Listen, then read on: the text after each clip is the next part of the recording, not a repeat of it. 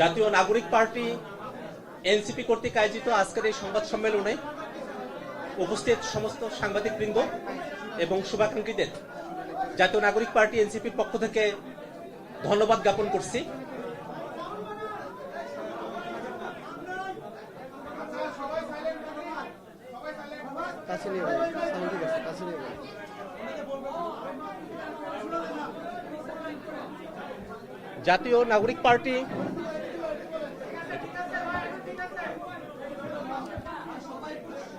জাতীয় নাগরিক পার্টি এনসিপির পক্ষ থেকে আমাদের আজকের সংবাদ সম্মেলনে উপস্থিত সাংবাদিকবৃন্দ করছি। আপনারা জেনে থাকবেন, আজ থেকে 7 মাস আগে বাংলাদেশে যে ফেসিবাদ চেপে বসেছিল, আওয়ামী লীগের নেতৃত্বাধীন সেই ফেসিবাদের বিরুদ্ধে বাংলাদেশের ছাত্র জনতা তাদের জীবন দিয়ে, তাদের রক্ত দিয়ে, তাদের সর্বোচ্চ ত্যাগের মহিমা দিয়ে আওয়ামী লীগের ফেসিবাদী শাসন ব্যবস্থা থেকে বাংলাদেশকে মুক্ত করেছিল। এরপরে আমাদের আশা ছিল বাংলাদেশে আওয়ামী লীগের চ্যাপ্টার ক্লোজ হয়ে গেছে, কিন্তু অত্যন্ত দুর্ভাগ্যের বিষয়, রাষ্ট্রের বিভিন্ন পর্যায়ে আওয়ামী লীগকে পুনর্বাসন করবার নানা ধরনের ষড়যন্ত্রের কথা আমরা বিভিন্ন সময়ে শুনে থাকি। শুধু তাই নয়, বিদেশি শক্তিগুলো অনেক সময় আওয়ামী লীগের পুনর্বাসনের পক্ষে সম্মতি উত্থাপন থাকে। অভ্যুত্থানের পরে যে খুনি হাসিনা বাংলাদেশে মানবতা বিরোধী অপরাধ সংগঠিত করে, গণহত্যা সংগঠিত করে ভারতে পালিয়ে গেছেন, আমরা বারবার দাবি জানিয়েছি শেখ হাসিনাকে বাংলাদেশে ফিরিয়ে নিয়ে এসে বিচার প্রক্রিয়ার মাধ্যমে তার শাস্তি নিশ্চিত করতে। কিন্তু অত্যন্ত দুর্ভাগ্যের বিষয়, ভারত সরকার শেখ হাসিনাকে বাংলাদেশের বিচার বিভাগের কাছে হস্তান্তর তো দূরের কথা, শেখ হাসিনাকে দিয়ে আওয়ামী লীগের ভেরিফাইড ফেসবুক পেজে বক্তব্য আয়োজনের সুযোগ করে দিয়েছে। আওয়ামী লীগকে পুনর্বাসনের নানাবিধ দেশি এবং বিদেশি ষড়যন্ত্রের বিরুদ্ধে জাতীয় নাগরিক পার্টি এনসিপির পক্ষ থেকে শক্ত অবস্থান ব্যক্ত করতে চাই। আজকের এই সংবাদ সম্মেলনে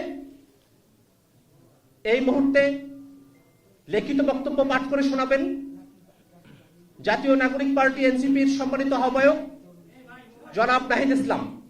ডিজাইন, এলিগেন্স, বিউটি, সেরা পণ্য সবার জন্য জেভিকো।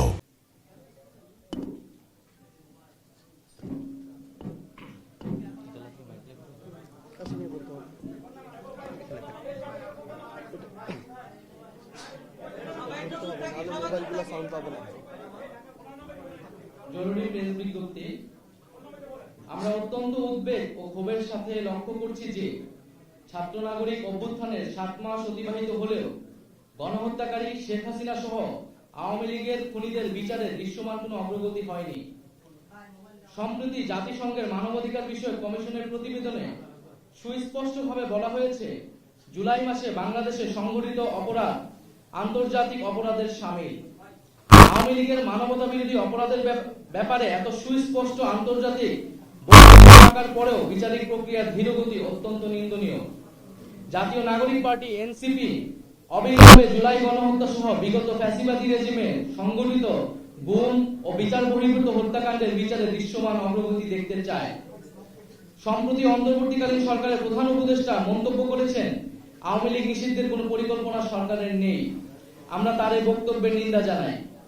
আওয়ামী লীগ কর্তৃক সংগঠিত পিলখানা হত্যাকাণ্ড, শাপলা হত্যাকাণ্ড, আগ্রাসন বিরোধী আন্দোলনের হত্যাকাণ্ড, গুম, ক্রসফায়ার, ভোট ডাকাতি সহ জুলাই হত্যাকাণ্ডের বিচার প্রশ্নে কার্যকর অগ্রগতি দৃশ্যমান হওয়ার আগে রাষ্ট্রের দায়িত্বশীল পদ থেকে এই ধরনের বক্তব্য অনাকাঙ্ক্ষিত।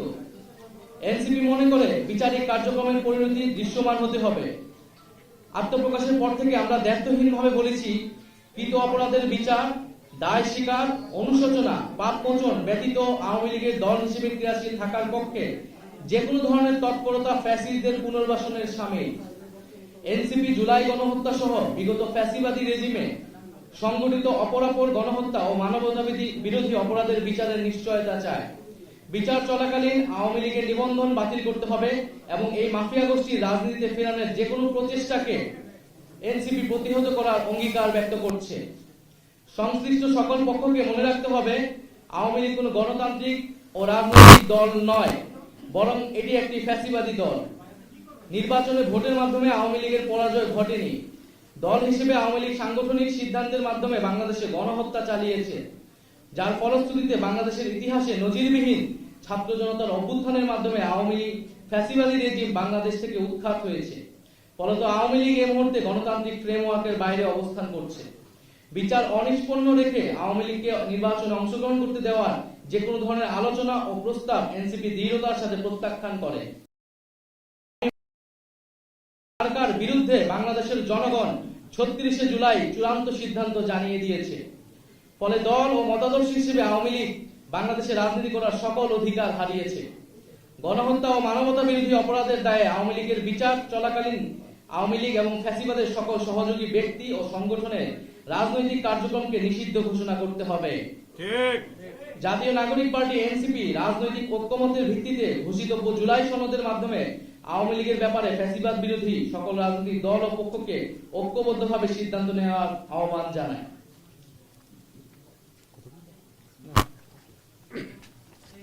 সম্মানিত সাংবাদিক বন্ধুগণ, আপনারা জেনে থাকবেন ইতিমধ্যে সারা দেশে জাতীয় নাগরিক পার্টি এনসিপির যত সমর্থক আছেন, শুভাকাঙ্ক্ষীগণ আছেন, আওয়ামী লীগের বিচারের দাবিতে এবং নিবন্ধন বাতিলের দাবিতে সারা দেশে কর্মসূচি পালন করছে।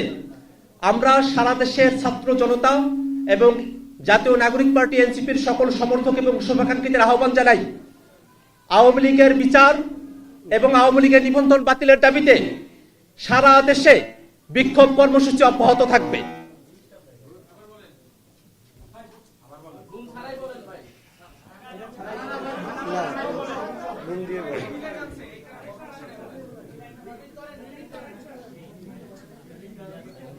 সম্মানিত সাংবাদিক বৃন্দগণ,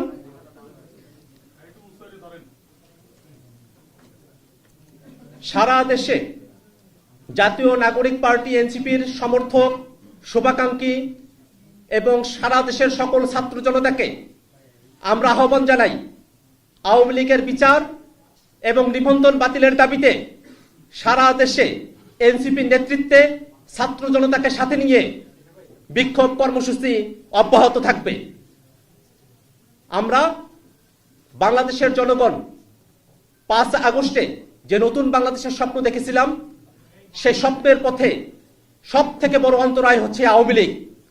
বাংলাদেশকে যারা ফেসিবাদের দিকে ঠেলে দিয়েছে, বাংলাদেশে যাতে কোনো ফেসিবাদী শক্তি কোনোভাবে আর পুনর্বাসিত হতে না পারে, সেজন্য জাতীয় নাগরিক পার্টি এনসিপির সমস্ত নেতৃবৃন্দ, সমস্ত শুভাকাঙ্ক্ষী এবং সমর্থকবৃন্দ আমরা রাজপথে হাজির থাকতে প্রস্তুত আছি। সমস্ত সাংবাদিক বন্ধুগণ, আপনাদের যদি কোনো জিজ্ঞাসা থেকে থাকে আপনারা করতে পারেন।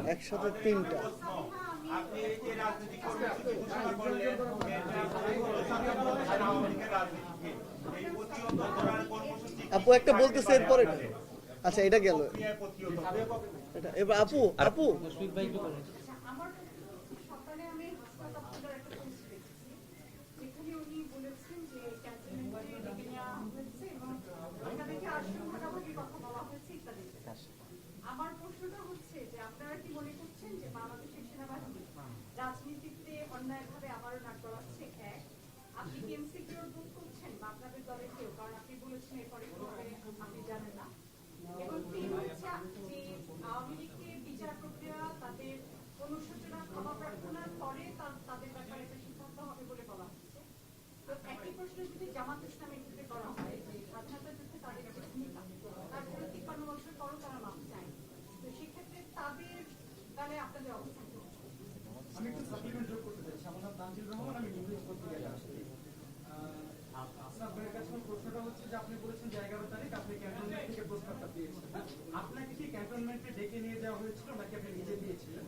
আরেকটা বিষয় হচ্ছে যে এখানে ওই অপর প্রান্তে কারা কারা উপস্থিত ছিল? আমি আরেকটি প্রশ্ন রাখতে চাই, সেটা হচ্ছে আপনার কোন মাস এবং কোন বছর? আচ্ছা, উত্তর আর কোনো আছে কি? এটা দিয়ে শেষ, তাহলে আর না হবে।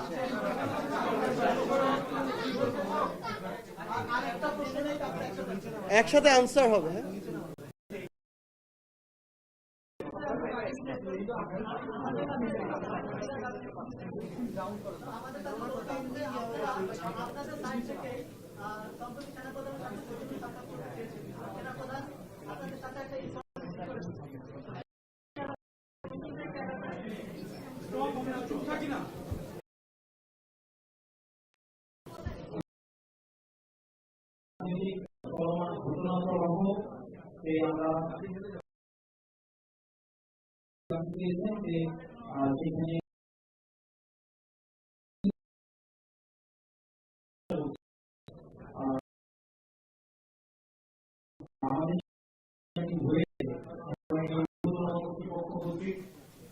সেটি হচ্ছে আমরা মনে করছি সেটি রাজনৈতিক বিষয়েও হস্তক্ষেপ করা। রাজনীতি রাজনীতির ঘটনা প্রবাহ বা চলমান যা কিছুই পরবর্তী রাজনীতি কোন দিকে যাবে সেটি রাজনীতিবিদদের হাতেই থাকা উচিত। তো সেই জায়গায় আমরা সন্ধিহান বলেই হচ্ছে আজকে গতকাল আমার স্ট্যান্ডটি নিতে হয়েছে। আর যেটি বলেছেন যে 5ই অগস্টের পরে আমাদের বিভিন্ন জায়গায় বিভিন্ন প্রোগ্রামে আমাদের দেখা সাক্ষাৎ হয়েছে। আর 11 তারিখের যে মিটিং সেটা প্রেক্ষাপট ভিন্ন ছিল। সেখানে অপর প্রান্তে ঊর্ধ্বতন কর্তৃপক্ষ এবং সেখানে আমার স্ট্যাটাসে আমি ডিসক্লোজ করেছি, আমি আমার স্ট্যাটাসে হচ্ছে আমি ডিসক্লোজ করেছি যে ওখানে সবকিছু হচ্ছে উপস্থাপন করা হয়েছে।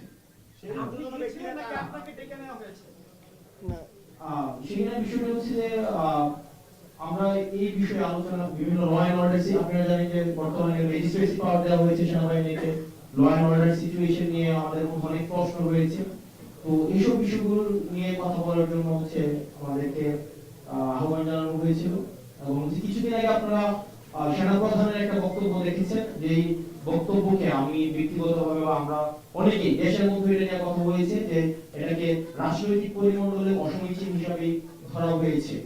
যে অন্তর্বর্তীকালীন সরকার প্রধানকে যেভাবে অ্যাড্রেস করা হয়েছে, যেভাবে অন্তর্বর্তী যে ইনক্লুসিভ যে নির্বাচনের দিকে নির্বাচনে ইঙ্গিত করা হয়েছে আওয়ামী লীগ সহ, তো সার্বিক বিষয়ে যখন আলোচনার কথা বলা হয়েছে তখন গিয়েছিলাম। তো এই বিষয়গুলো আলোচনা করা হয়েছে। আমার স্ট্যাটাসে সব বিষয় হচ্ছে একদম মানে স্ট্রেইট ফরওয়ার্ড, সেখানে হচ্ছে স্পষ্ট করা। আর এখানে যেটা বলছেন যে আমি একটু নিরাপত্তার ঝুঁকি অনুভব করছি কিনা, দেখেন 5ই অগস্টের পূর্বে আমরা জনগণকে ছাত্র নাগরিকদের সাথে নিয়ে হচ্ছে আমরা আন্দোলন করেছি।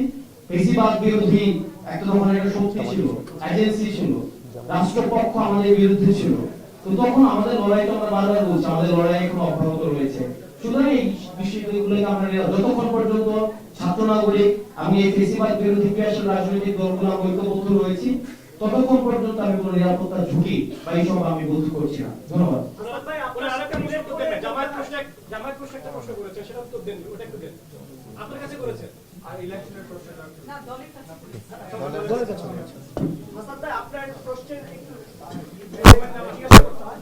আপনাকে সেনাবাহিনী যেভাবে বলেছে, সেনাবাহিনী এরকম কিছু বলেছে যে শেখ হাসিনাকে তারা কমিটেড, যে শেখ হাসিনাকে ফেরত যেভাবে দিয়েছে পাঠিয়েছে সেভাবে তারা আবার ফেরত আনবে বাংলাদেশে 6 মাস পরে।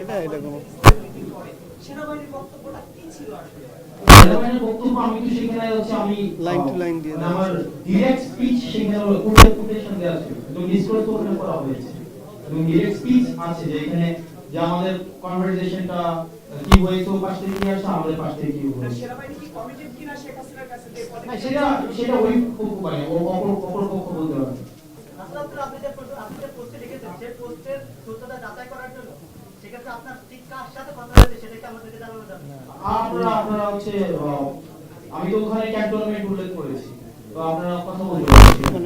আমরা বলেছি যে এই ক্ষেত্রে ফর্মালিটিস থাকা উচিত। 5ই অগস্টের পরে আওয়ামী লীগ পুনর্বাসনে আওয়ামী লীগ একটা বারবার আমরা বলছি যে এই দলটা এখনো পর্যন্ত কোন জায়গায় আপনারা দেখছেন রিগ্রেট ফিল করছে, কোথাও অপরাধের ওই যে গণহত্যা চালাইছে, এটা তো অপরাধ হিসেবে করে রাখে।